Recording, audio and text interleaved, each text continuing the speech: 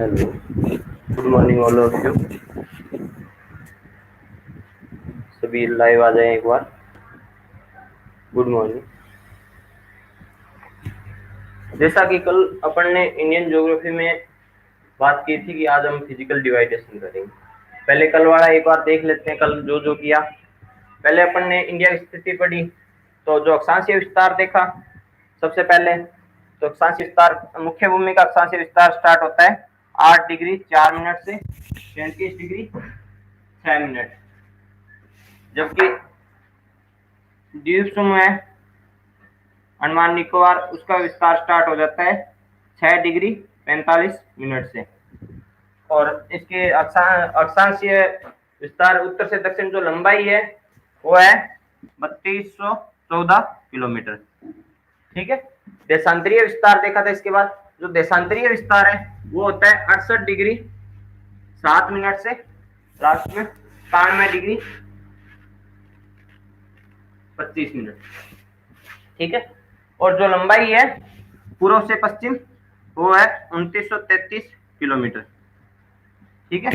उसके बाद अपन ने क्षेत्रफल देखा था। क्षेत्रफल पता ही होगा 32,87,263 वर्ग किलोमीटर। और क्षेत्रफल की दृष्टि से विश्व में स्थान है वो भारत का विश्व में कौन सा स्थान है? सातवां। तो सबसे बड़ा कौन सा है? रसिया। रसिया के बाद दूसरा कनाडा, तीसरा चाइना, चौथा यूएसए, पांचवा ब्राजील, छठा ऑस्ट्रेलिया और सातवां अपना इंडिया। ठीक है। उसके बाद अपन ने उससे पहले अपन ने देखा था भारत के निर्माण की जो प्लेट है उसका वर्तमान स्थिति या भौगोलिक भूभाग का निर्माण कैसे हुआ। तो निर्माण है जो वो प्रायद्वीपीय पठार है उसका निर्माण हुआ था गोंडवाना लैंड। जो पेंजिया के दो भाग टूटे, अंगारा लैंड और गोंडवाना लैंड। तो गोंडवाना लैंड से प्रायद्वीपीय भाग का निर्माण हुआ। फिर उसके बाद जब इंडो ऑस्ट्रेलियन प्लेट, ये दो प्लेट हैं, एक तो यूरेशियन प्लेट और नीचे आ जाएगी Indo Australian plate, Australian plate. जब इन दोनों के मध्य अभिसरण हुआ तो ये आपस में टकराई, तो इनके मध्य जो सागरीय भाग था वो क्या कहलाता है? टेथिस सागर। तो टेथिस सागर जब ये आपस में टकराई तो इनमें वलयन उत्पन्न हुआ। वलयन उत्पन्न होने से किसका निर्माण हो गया? हिमालय का।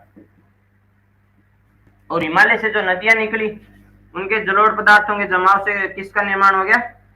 मैदानी भाग का। ठीक है। तो आज हम इसी को आगे कंटिन्यू करते हुए आज पढ़ेंगे हम भारत का भौतिक विभाजन।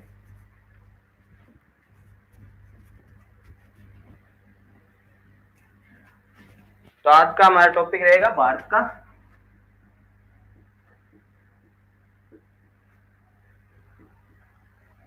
भौतिक विभाजन।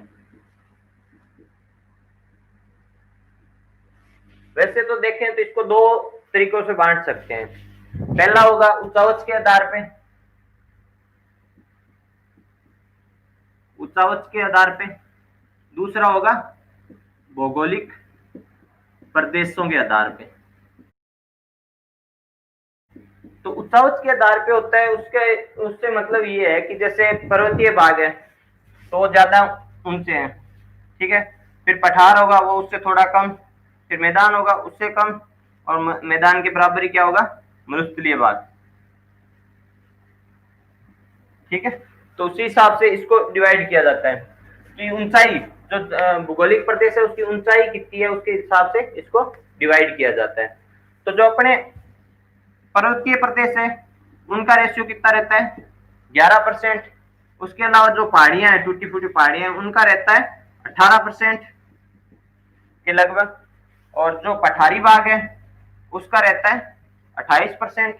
और सबसे ज्यादा जो रहता है वो मैदानी प्रदेश है। मरुस्थल और मैदान मिला के टोटल कितना है? 43%। मैदान और मरुस्थल दोनों मिला के। तो पर्वत है वो कितने रहते हैं? 11%। Good morning Ankita, good morning adventure, good morning Raveena. हाँ, तो ये पर्वतमाला है वो 11%, पहाड़ियां हैं वो 18%, पठार है वो 28%, और मैदानी भाग है वो कितना रहेगा 43%। ठीक है। उसके बाद ये हो गया उच्चावच के आधार पे इसका वर्गीकरण। उच्चावच के आधार पे कितने भागों में बांटा गया है? पर्वतमालाएं, पहाड़ियां, पठार और मैदानी भाग। ठीक है। इसके बाद अपने देखते हैं भौगोलिक प्रदेश के आधार पे। तो भौगोलिक प्रदेश के आधार पे इसको बांटेंगे ना, तो सबसे पहले अपने उत्तर से लेके चलते हैं। तो उत्तर में अपने एक उत्तर पूर्व से, उत्तर पश्चिम से उत्तर पूर्व की ओर, उत्तर पश्चिम से पूर्व की ओर कौन सी पर्वतमाला फैली हुई है? अपनी हिमालय पर्वतमाला, हिमालय पर्वतीय प्रदेश। ठीक है। तो और उससे नीचे आते हैं, जो उससे निकलने वाली नदियां हैं, नदियों से जो नदियों के द्वारा लाए गए जो जलोढ़ मैदान है, जलोढ़ मैदानों के द्वारा कौन से क्षेत्र का निर्माण होता है? मैदानी प्रदेश का। उत्तर भारत का विशाल मैदान, उत्तर भारत का विशाल मैदान। और जो इन दोनों के निर्माण से पूर्व भी स्थापित था उसका क्या नाम है? प्रायद्वीपीय, प्रायद्वीपीय पठारी प्रदेश, प्रायद्वीपीय पठारी प्रदेश। प्रायद्वीपीय पठारी प्रदेश है ये त्रिभुजाकार में ये क्षेत्र है, और इसके जो साइडों में बच गया उसको क्या बोलते हैं? तटवर्ती, तटवर्ती प्रदेश। ठीक है। और ये जो मैदानी भाग का ही भाग माना जाता है, इधर जो पश्चिम भाग में राजस्थान और गुजरात के कच्छ क्षेत्र में, ये कौन सा हो जाएगा? मरुस्थल। जो कुछ भाग हरियाणा और पंजाब में भी है इसका, थार का मरुस्थल होता है जिसका कुछ भाग पाकिस्तान में चला जाता है और कुछ भाग इंडिया में है इसका। ठीक है। तो ये मरुस्थलीय प्रदेश। और उसके बाद जो बच गए वो द्वीपीय प्रदेश।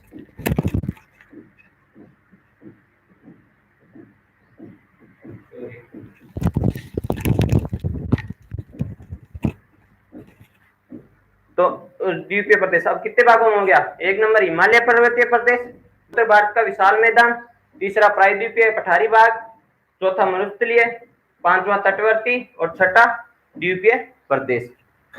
ठीक है।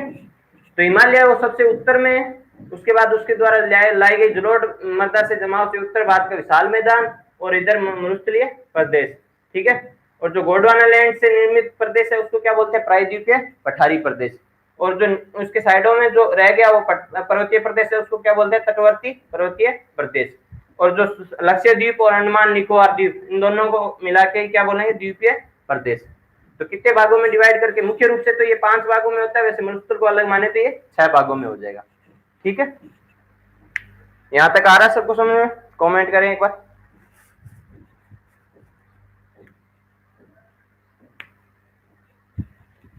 अच्छा ठीक है। तो इनको अब अलग अलग अपने देखेंगे। ठीक है। इन सभी भागों को सबने स्क्रीनशॉट ले लिया होगा।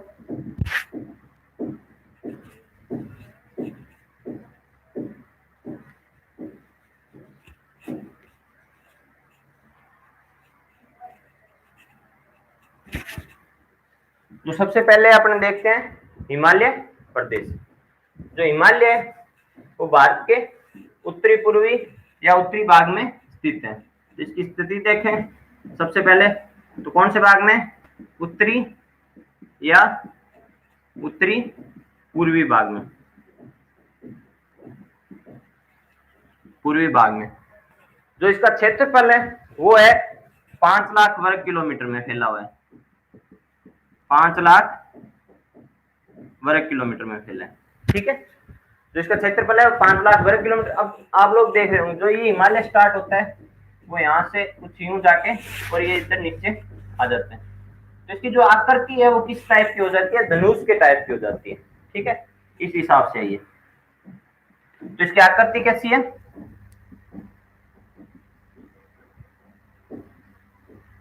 आकृति कैसी है? धनुषाकार। तो हिमालय स्थिति कहाँ है, उत्तरी पूर्वी या उत्तरी भाग में, भारत के उत्तरी पूर्वी या उत्तरी भाग में। और इसका जो क्षेत्रफल है वो कितना है, 5 लाख वर्ग किलोमीटर। और इसकी आकृति कैसी है, धनुषाकार।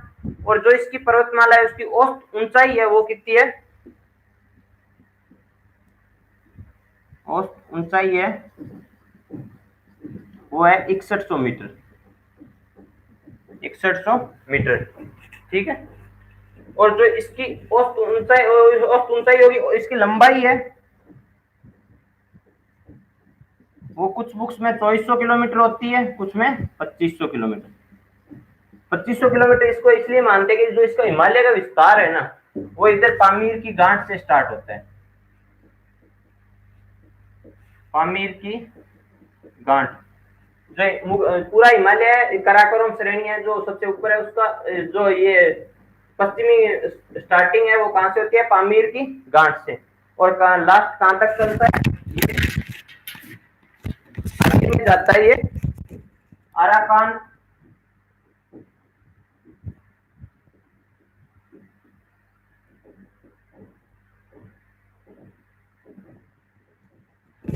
ये अराकान योमा नामक पर्वत है।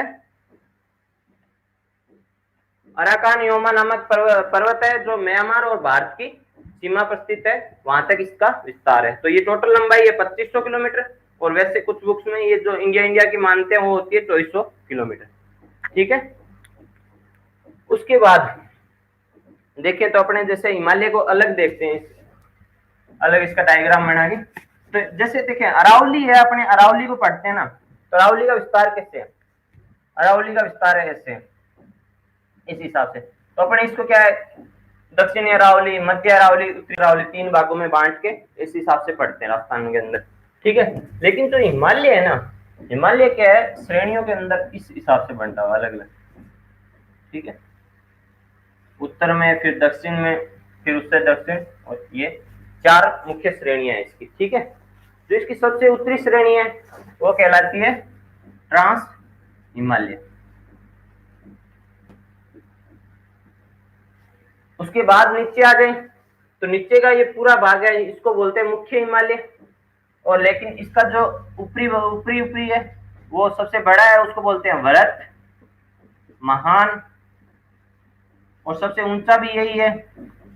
तो इसको इस पे हमेशा बर्फ रहती है, इसलिए इसको क्या बोला जाता है, हिमाद्री। और एक और नाम ये इधर से और ये इसके मध्य आ गया तो इसको आंतरिक हिमालय भी बोलते हैं, आंतरिक हिमालय। ठीक है। और उसके बाद जो आता है उसको बोलते हैं लघु हिमालय।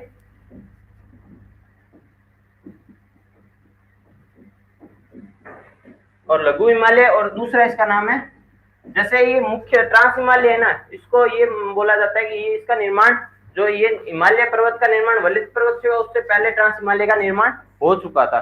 तो जो हिमालय इसको मानते थे इन वरत हिमालय, और ये नीचे शिवालिक आ जाएगा, शिवालिक के मध्य है इसलिए इसको क्या बोला जाता है, मध्य हिमालय भी बोला जाता है।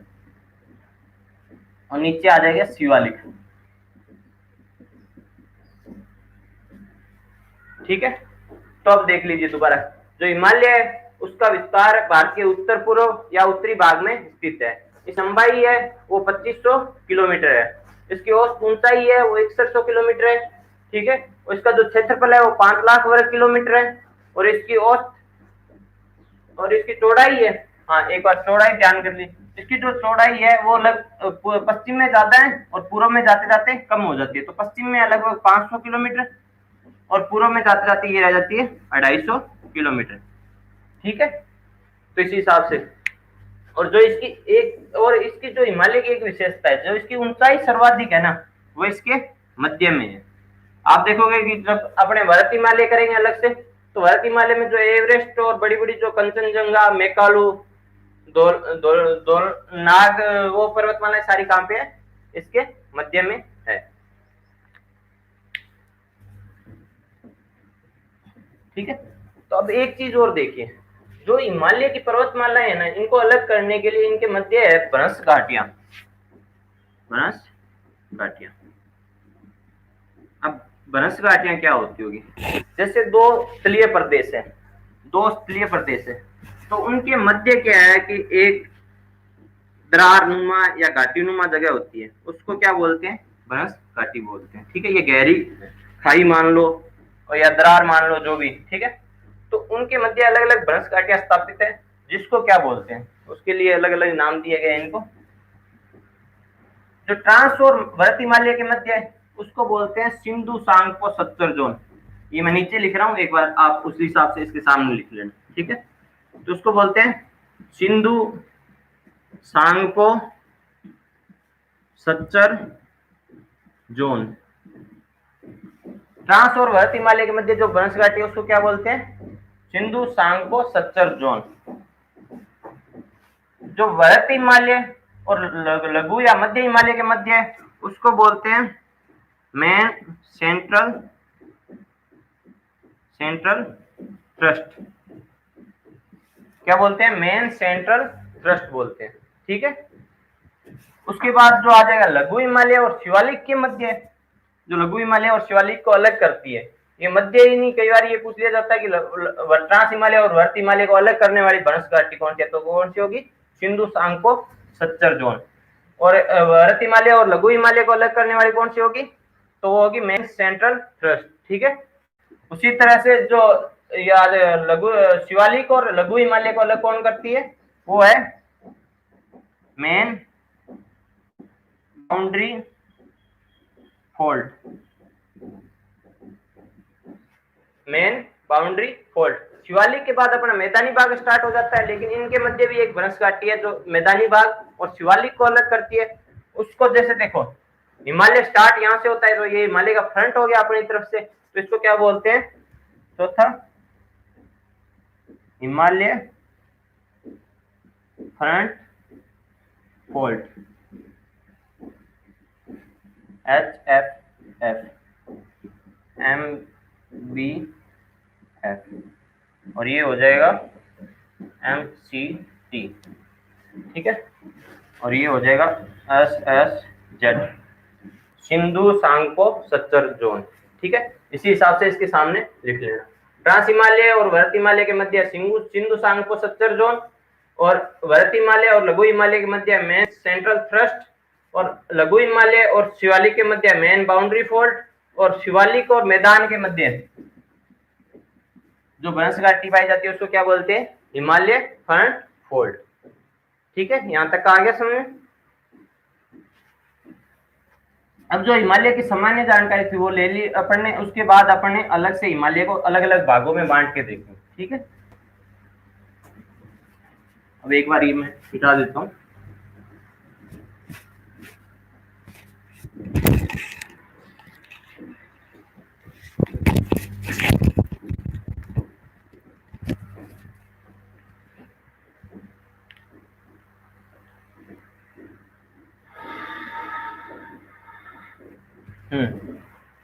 तो सबसे पहले अगर अलग अलग भागों में बांटेंगे,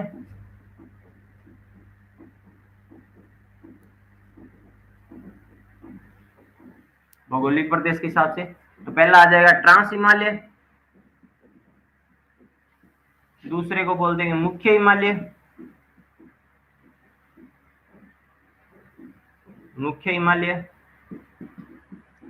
और तीसरा, जब ये मुख्य हिमालय में कौन कौन से आ गए, भरत हिमालय, लघु हिमालय और शिवालिक हिमालय। और जो भारतीय पूर्वी भाग है यहाँ कुछ पहाड़ियां, अलग से पहाड़ियां हैं, पूर्वी भाग में अलग से पहाड़ियां हैं। ठीक है, तो पूर्वी भाग में जो पहाड़ियां हैं उनको बोलते हैं पूर्वांचल हिमालय।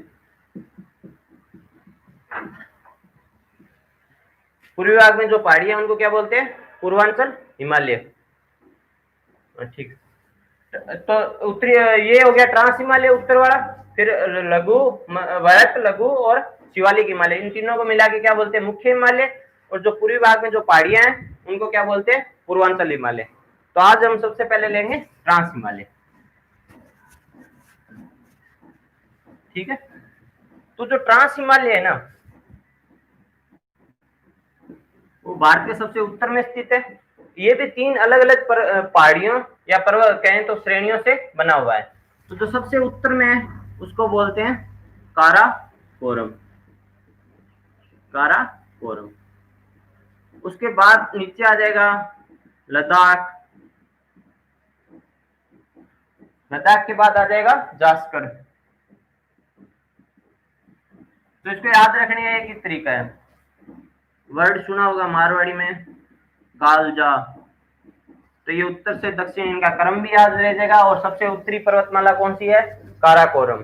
ठीक है, जो काराकोरम पर्वतमाला है तो उसकी ये क्या है, इसको बोला जाता है, एक तो ये एशिया के रीढ़ की हड्डी बोला जाता है इसको, एशिया के रीढ़, एशिया की रीढ़ बोला जाता है इसको। ठीक है, दूसरा सबसे उत्तर में स्थित है ही है।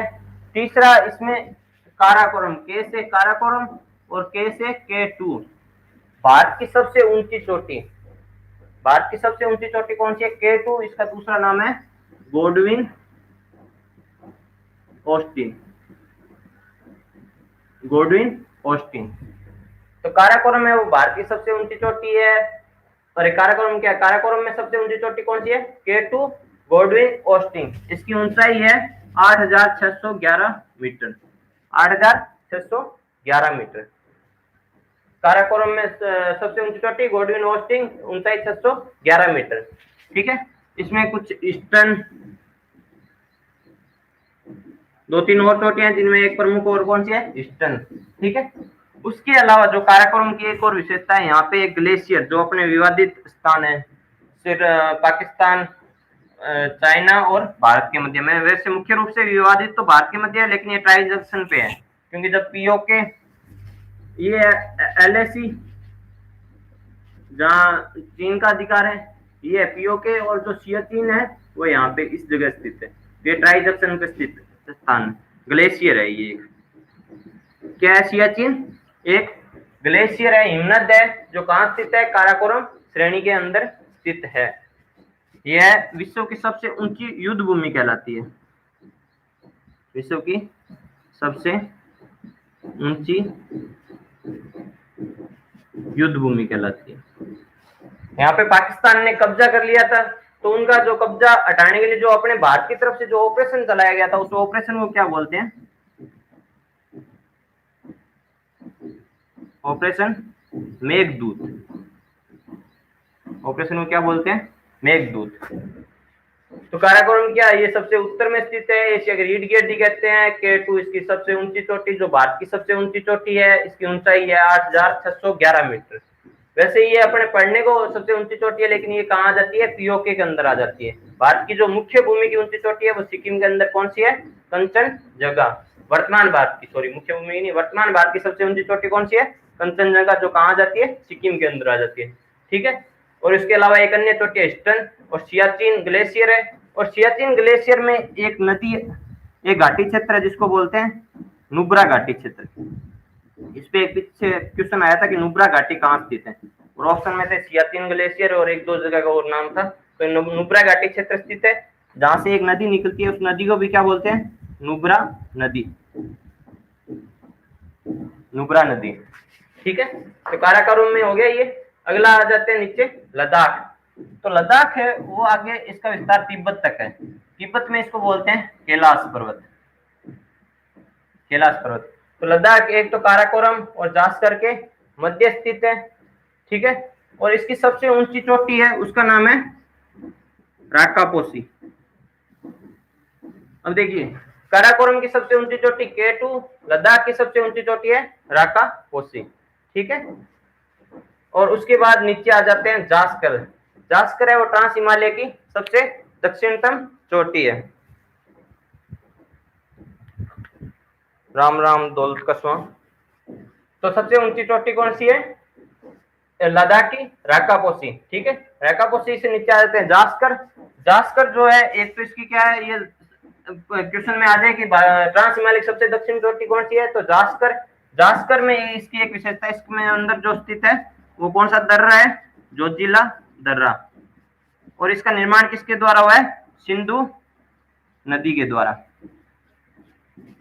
कौन सा दर्रा पास या कौन सा दर्रा स्थित है? दर्रा किसको बोलते हैं? जैसे दो पर्वत है, उनके मध्य तंग रास्ता, तंग रास्ते को क्या बोला जाता है? दर्रा या पास या कुछ क्षेत्र में इसको बोलते हैं, अपने जैसे राजस्थान में बोलते हैं नाल, और कुछ जगह इसको ला भी बोला जाता है। तो ये अलग अलग नाम, एक ही चीज के नाम है, दर्रा, पास, नाल, ला। ठीक है, दो पर्वतमाला है, उनके मध्य तंग रास्ते क्या बोला जाता है, दर्रा बोला जाता है। ठीक है,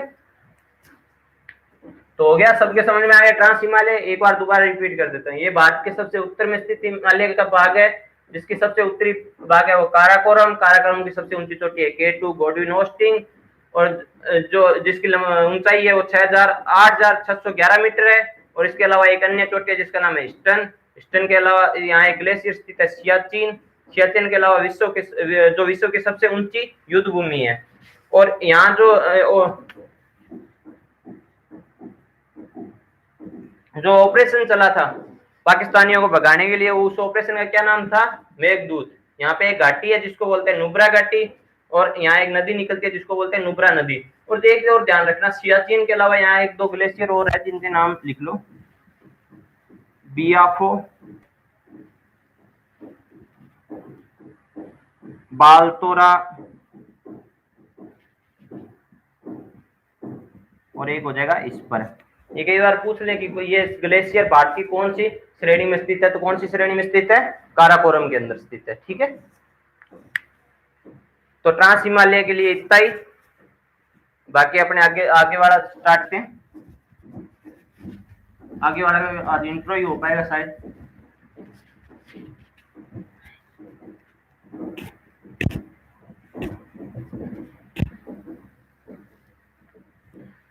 तो जो सेकंड पार्ट अपन ने क्या लिखा था, मुख्य हिमालय।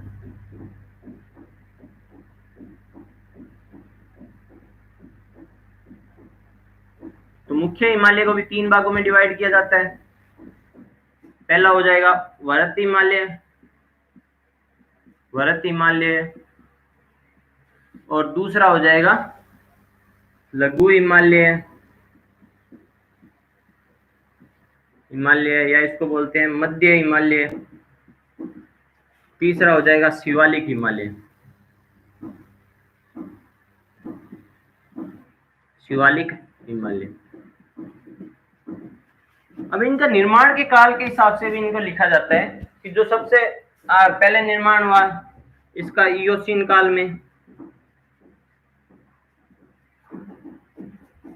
इसका निर्माण हुआ मायोसीन काल में। ये याद रख लें, कई बार पूछ लेते कौन से काल में किसका निर्माण हुआ। इसका निर्माण हुआ प्लायोसीन काल में। तो ये इयोसीन मायोसीन ये क्या है, ज्योग्राफी के जो कालक्रम है उसको डिवाइड करने के काल है। ठीक है, युग है अलग अलग, इयोसीन काल, मायोसीन काल और प्लायोसीन काल। इनके लिए एक दिन अलग से क्लास लगा देंगे। ठीक है, उसके बाद अब अपन देखते हैं पहले, सबसे पहले वरत हिमालय। तो जो सबसे हिमालय में अगर देखें ना, तो हिमालय का जो मुख्य पार्ट है वो ये वरत हिमालय ही है। ठीक है, इस वरत हिमालय है क्योंकि इसकी जो स्टार्टिंग होती है वो यहाँ पे एक पर्वत है जम्मू कश्मीर में, उस पर्वत को क्या बोलते हैं, नाग पर्वत। जो इस हिमालय की स्टार्टिंग होती है वहां एक पर्वत है, उस पर्वत को क्या बोलते हैं, नाग पर्वत। ठीक है, और जो यहाँ खत्म होता है अरुणाचल में एक पर्वत है, उसको बोलते हैं नामचा बरवा पर्वत। ठीक है, और इसकी लंबाई भी कितनी है, 2400 किलोमीटर। तो स्टार्टिंग इसकी कहां से होती है, नाग पर्वत से, और जो इसका एंड होता है वो नामचा बरवा पर्वत कहां पे है, अरुणाचल प्रदेश के अंदर है। और इसके अंदर अपने जो एक बात बताऊं, एशिया के अंदर जो ये माने ना 7300 मीटर से ऊपर चोटियां, तो सब 93 है, 93 के लगभग समथिंग है। ठीक है, उसमें से ये देख लो कि 92 चोटियां या 91 चोटी के लगभग जो 7300 मीटर से ऊंची चोटियां वो कहाँ पे है, अपने वरत हिमालय के अंदर स्थित है। तो जो विश्व की सर्वाधिक ऊंची चोटियों वाला स्थान कौन सा होगा, वरत हिमालय होगा। इसके मध्य में विश्व की सबसे ऊंची चोटी स्थित है। ठीक है, तो सबसे ऊंची चोटियों की बात करें तो सबसे पहले कौन सा आ जाएगा, एवरेस्ट। एवरेस्ट तो एवरेस्ट है, तो एवरेस्ट की सभी को याद होगी, इसकी लंबाई तो ऊंचाई तो 8,848 मीटर, 8,848 मीटर।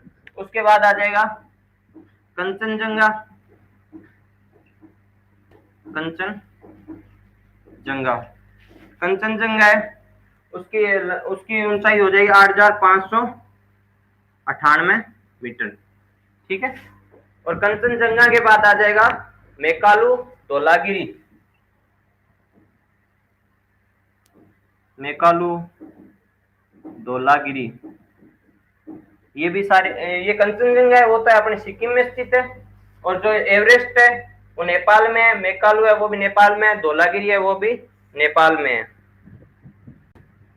वेलकम प्रमोद सारा, ठीक है। तो जो मेकालू है उसकी लंबाई हो जाएगी 8,448 मीटर, ठीक है। धौलागिरी, और धौलागिरी के बाद एक नाग पर्वत आ जाएगा जम्मू कश्मीर में, जिसकी है 8,126 मीटर, ठीक है। तो ये एक बार याद रख लेना, मेन तो एवरेस्ट की ऊंचाई होती है, बाकी ये भी एक बार ध्यान रखना, जो धौलागिरी है उसकी शायद 8,172 के लगभग है, बाकी चेक कर लेना एक बार, 172 मीटर। तो एवरेस्ट की कितनी है 8,848 मीटर, कंचनजंगा की 8,598 मीटर, मेकालू के 8,448 मीटर, धौलागिरी के 8,172 मीटर, और जो नाग पर्वत है जम्मू कश्मीर में बताया था, इसके इनका ये क्रम के हिसाब से एवरेस्ट सबसे ऊंची है, कंचनजंगा उसके बाद है, मेकालू उसके बाद है, और धौलागिरी उसके बाद है, और नाग पर्वत उसके बाद। तो उसकी ऊंचाई कितनी है 8,126 मीटर। एवरेस्ट है ना, इसका एक ध्यान रखना कि ये एक तरह से मान लो कि तीसरा ध्रुव ही है, इस सबसे ऊंची चोटी है विश्व की, और ये नेपाल में, इसको नेपाल में क्या बोला जाता है, सागर माथा, नेपाल में इसका क्या नाम है, सागर माथा, ठीक है। तो आज की क्लास में इतना ही, बाकी कल की क्लास में आगे कंटिन्यू करेंगे। चैनल को लाइक करें, सब्सक्राइब करें और शेयर करें ज्यादा से ज्यादा, ठीक, धन्यवाद।